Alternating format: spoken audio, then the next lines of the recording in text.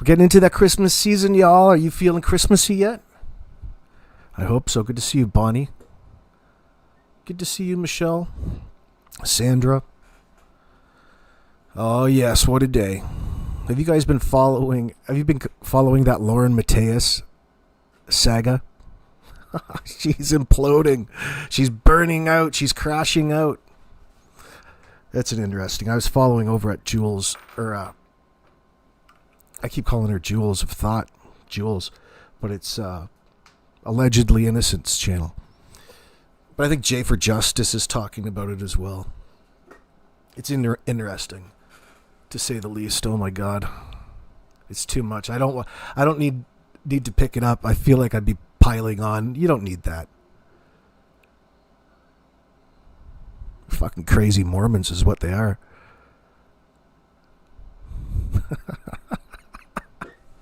Oh shit, it's good to see you guys. It's good to be back. We're talking about Jack and Lily tonight. We haven't done so in surprisingly a long time because we've been distracted by Summer Wells. It's not that we haven't wanted to, but it's good to take some time off, especially when you anticipate other creators burning down a little bit. You could take over the reins, drive this ship for a while. I think Ninchi's been talking about Derwood. I haven't watched it. I haven't watched her particular videos, but I just take it from the thumbnails. She has good enough thumbnails. I know what she's on about. She was talking about Derwood and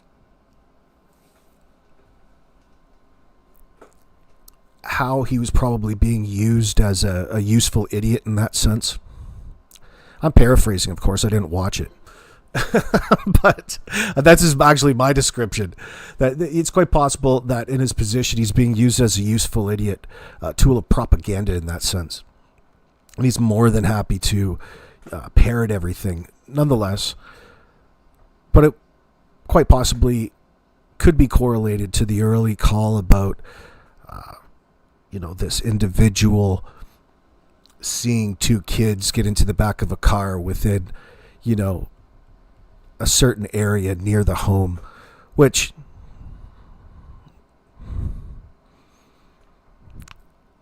certainly I don't think had any credence to it. There was no real solid evidence. Hey, if you were suspicious of something, why didn't you take a picture at the time there? Anyway, I'm not disregarding it with stupid arguments. It's a Ninchi's point nonetheless.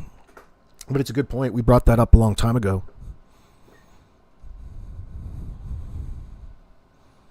And you got fools like Daniel Martell and Janie McKenzie covering up and conspiring and trying to get away with something in this sense. It makes it very difficult for investigators. Makes it difficult for the detectives in that sense. Not impossible. At least you know where the guilty parties are. That's you're one step closer to solving this.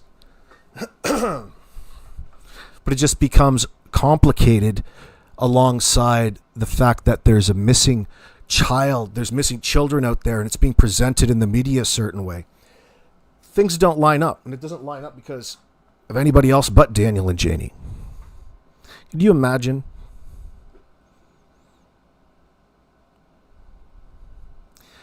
Every last drop of their behavior stinks and reeks of guilt. And it has done since the very get-go.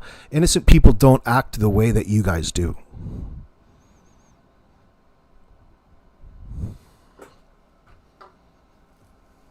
And it's not any particular thing. It's everything. It's everything. You can't wait to get in front of the camera, Daniel, and tell the world that you're you're not a witness in everything, or excuse me, a suspect in anything. That's the first introduction to the world that you gave people. You are a fucking dumbass. You've got guilt written all over you. You can lie and deny all you want, but at the end of the day, somebody's going to be responsible for those two kids. All right? We don't expect them to admit anything, although they've really admitted everything through their language that they've used. It's not just, you don't need to hang on to any one particular thing. Sure, we go through them, and it's fun for an hour or two on a live stream, and it's worth doing. But take a step back and take a look at what it... Anyway, you know where I'm getting at. Excuse me, I just lit this. Oh, Carol Johansson, thank you. Listen, people want to argue and bicker over the technicalities of what they think happened. They're going all the way. They're like filling out all 7 numbers on the Lotto 649 here. You don't need any more than 2 numbers to win this. We know who's responsible. We just need to figure out, like the RCMP, why. How do you think... My point is, in all of this, is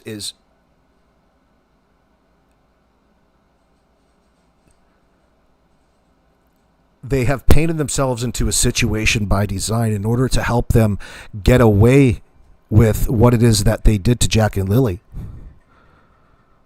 And it's going to take some time for the RCMP to put all of these pieces together and bring them to justice. But it will happen. Why? Because it's fucking obvious. It's not like there's one little smoking gun item that, now we know who the murderer is and all of this. This isn't Clue. They've been lying since the get-go. And there's no cop in the world that's going to sit back and accept this fabricated story that takes a couple, not even 60 seconds to breeze through, filled with holes that doesn't align, that doesn't ring true with reality. You still have to take the report in that sense. You still have to listen and write things down and make sure you understand what it is that these suspects are saying. But it doesn't mean that you need to sit there and believe every last bit of it in that sense, or any of it. You've got to figure out what's true and what's not. And thank God there's not a lot to work with here by way of what was happening on the minutes, hours, and days leading up to the kids going missing. But we can fill in as amateur sleuths. This particular journalist would call us here on YouTube from the Chronicle Herald. Oh, shit. We can fill in the rest and figure out what the heck was going on in their lives in the months and weeks and days leading up to it. And wouldn't you know it? We have another situation. Intrafamilial abuse and its escalation into the children getting gone, missing, presumed unalive at this point. And we presume they're unalive, unfortunately, in this circumstance with Jack and Lily.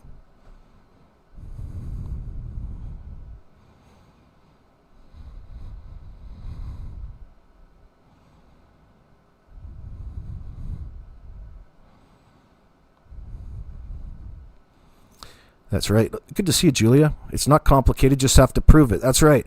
And that's not using just have to prove it in a troll manner in my side chat. It's not even a troll. Yeah, it takes time. You've got to build your case in this circumstance. Oh boy, wouldn't all our justice systems be fairly weak if you could get away with all of these things just by lying? Oh boy. Whew. I think they believe me. No, they haven't even went in for. They haven't even been questioned in that sense yet.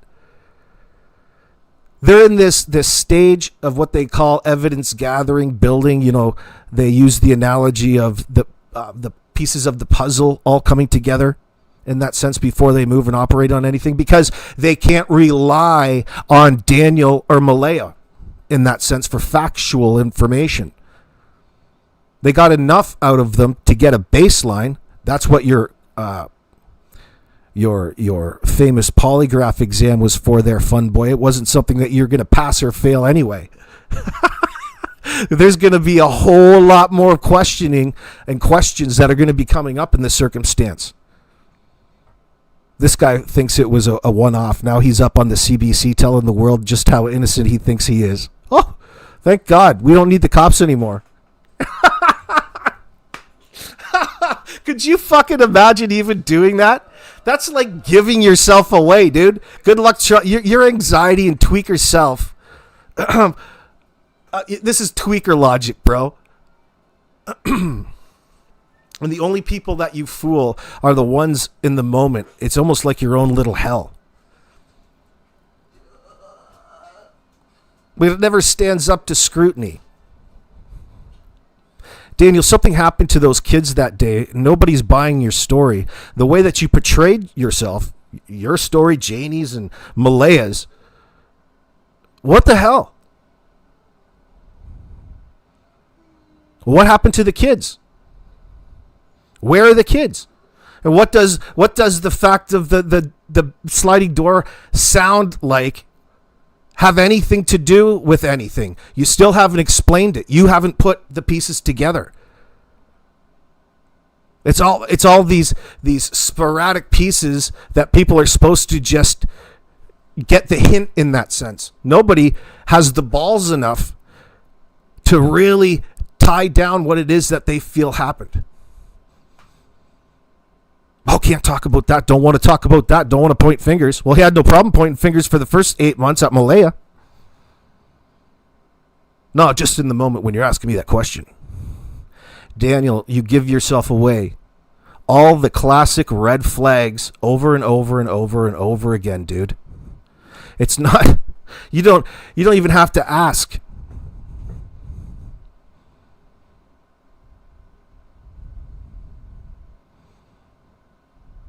Oh, justice. Julia Hayden, thank you. That's very, very generous of you, darling. Justice will come. Absolutely, it will come. It's coming. In my opinion, although I don't disagree with Mike, I can't be too hard on the RCMP yet because I don't have any evidence. You can't get mad at the police force because it's not a traditional textbook, case in that sense. We're not that's out of the police, that's out of people's control, what it is that they're presented. So do I like the way that the RCMP handle it? No, I'm a big fan of old school police work, homicide detectives. We don't need no internet, baby. That's just a personal taste. But I trust that the system in that sense still works. And when you're I don't know any other situation. It's a very unique situation, not rare. Each situation is rare or has its own set of characteristics. But it's not like these cops have a free will to sit there and pull out the brass bracelets and just cuff people and throw them in the back when they know that they're being lied to, especially when there's a greater goal at hand. You have to, things are a little bit different. Although I don't have enough information to sit around and opinionate whether or not the RCMP are making mistakes at this point in time. I don't want to be that guy. You know, there'd be plenty of time for that after the fact. That's not going to come out in the public. Who knows? But I do believe that they're going to solve this particular situation.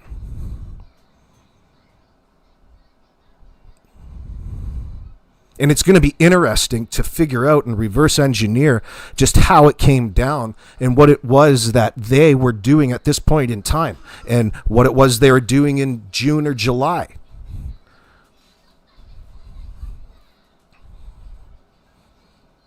You can only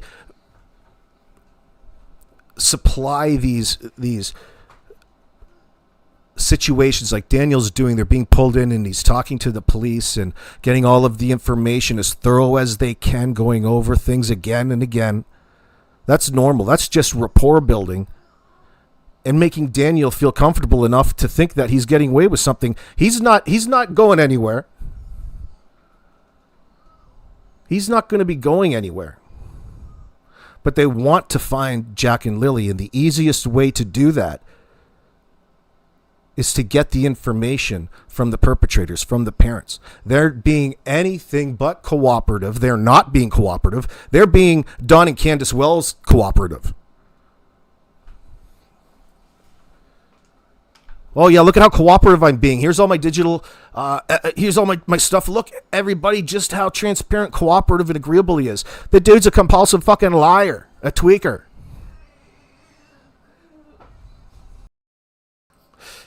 Yeah, the point is that just because you say you're being cooperative doesn't actually mean you're being cooperative in the sense of the investigation. See, if you were, you'd be in prison already, son. See, what...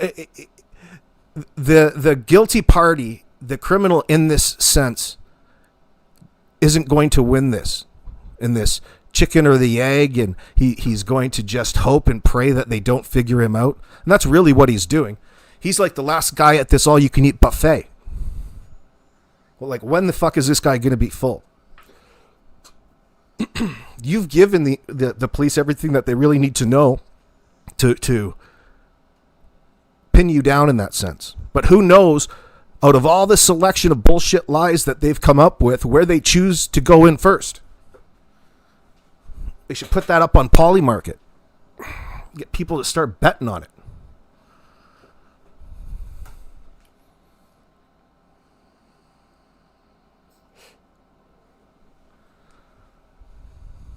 Hold on, I'm getting away from reading your comments. Sorry about that. I'm sitting on my soapbox bullshit. Oh, Jesus. What is this I hear in my chat? Derwood is trying to get Logan to get metal. None of that shit is going to ever happen. Do you take a wild guess why? Take a wild guess why that's never going to happen, you two. Derwood is trying to get Logan to get Meadow. Oh, shit, Roxanne. That's Roxanne Peters in my chat, 1328. You're giving me a good laugh. Oh, Derwood, get the fuck out of here. Should I even talk about that? I'll put that one in storage. Janie only cares about keeping Daniel out of jail. Well, at this point, they're both deep into it. They're both going to be on the line for all of this. Tea in China. You are using it as an excuse as to why they're not around anymore. And you know, these are the things why you include doctors. You need to get a diagnosis. Imagine sitting there, she's all fucked up on pills, high, ignoring her kids to the point that there's something wrong with them and they're not listening to her in that sense. Why? Because they're not practiced in it. You ignore them every other moment that they're around at home. When do they ever get practice at listening to you? When do you ever bond and develop that what word do we want to use? Routine. Oh, fuck yeah. I'm pulling them all out. Routine. I almost forgot it and I pulled it out. That's like bringing back that home run ball over the fence. Oh, Jesus. Linguistically. I'm just kidding. Oh, shit. These asshole, this dick Daniel is out there saying whatever he thinks he needs to in the moment. It's just embarrassing in that sense at this point, Daniel. Why couldn't it be you that shut the fuck up instead of Malaya? Speaking about the mom of these children, it's interesting how she hasn't said much.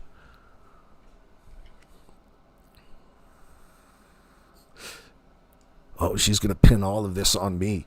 Well, I wonder why that would be, because you're a fucking mega abuser.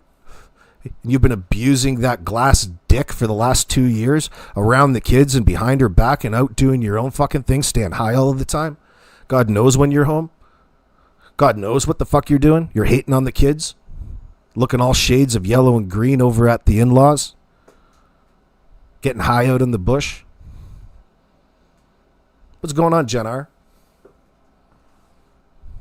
You need rehab, boy. He's not in rehab.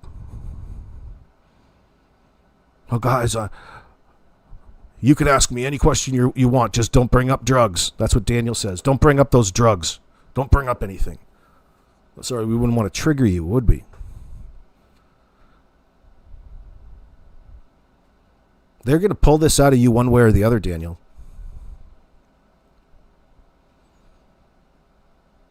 They'll just fill in the blanks for you.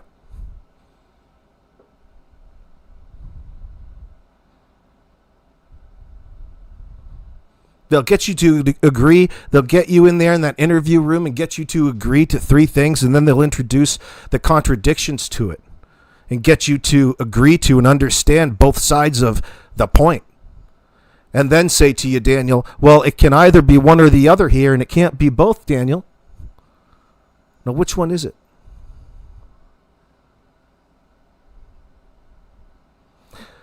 They'll have him just so fucking wrapped up in that interview room.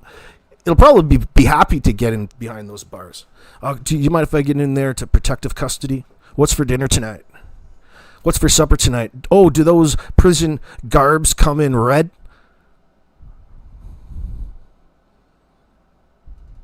What night is commissary?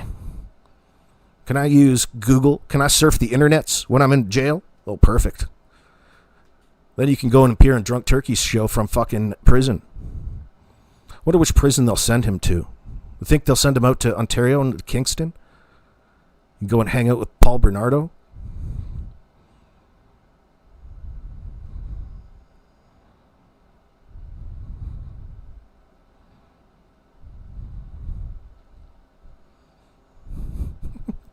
Oh, shit. Stop peppering me with all of these compliments. You're good for my ego, Carol. I appreciate it. Well, thank you for watching. See, if it wasn't for all the shitty channels, you wouldn't be so happy hearing the words come out of my mouth. Some of them. There's all kinds of good channels out there. You need a variety.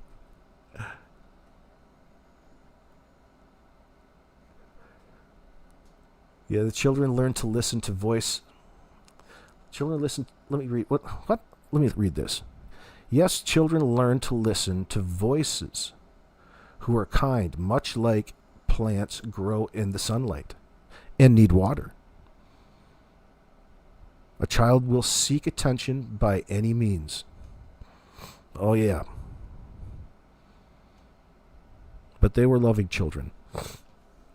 Yeah, they were. There's enough there's enough images out there to really get a good sense of how they were, meaning Jack and Lily.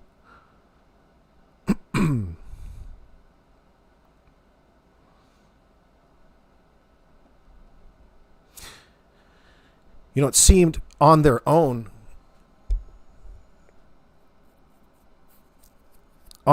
Jack and Lily and Malaya seemed to be a happy little family. It's too bad that she didn't get more confident in being a single mother on her own, away from the need of the attention of males. Because it's not like you're going to be, what is it you're expecting? And what kind of fucking scumbag gets with Daniel Martell? Like, no offense, Daniel. What the fuck? Is she a person who can't say no? We can see the escalation and what would happen in this relationship in any sort of situation. We don't even have to know the characters, and we're getting to know the characters. Look at what's happened. And gosh, she admitted, whether it's true or not, but she acknowledged the fact that substances were a major factor in what led up to whatever happened.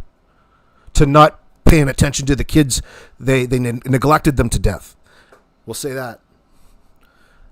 To what escalated. And Malaya wants to say that she found out old Danny boy was using the drugs he doesn't want anybody to talk about the night before she went in to be induced with Meadow. There's a lot more to whatever happened right around that time. And I know that she's just going to deliver a baby and everything. But, I mean, the world that the baby was being born into. There was a lot more going on at that time than she was aware of. So we can really trust that to a degree, knowing just that she acknowledged it. In our minds, we can put together what the next 24 months look like, roughly. And what that would look like with any atypical tweaker. And how that affects a household with kids and a crazy, angry, old, bitchy mother living in the driveway because, one, she can't stand the noise. And yeah, that means can't stand the kids. The only time that Janie had to spend time around these kids that she's, so engaged in their life, the only time that they spent together was when Malaya called 911 on herself and had her checked into the psych ward because she was having what Daniel will describe as an anxiety attack.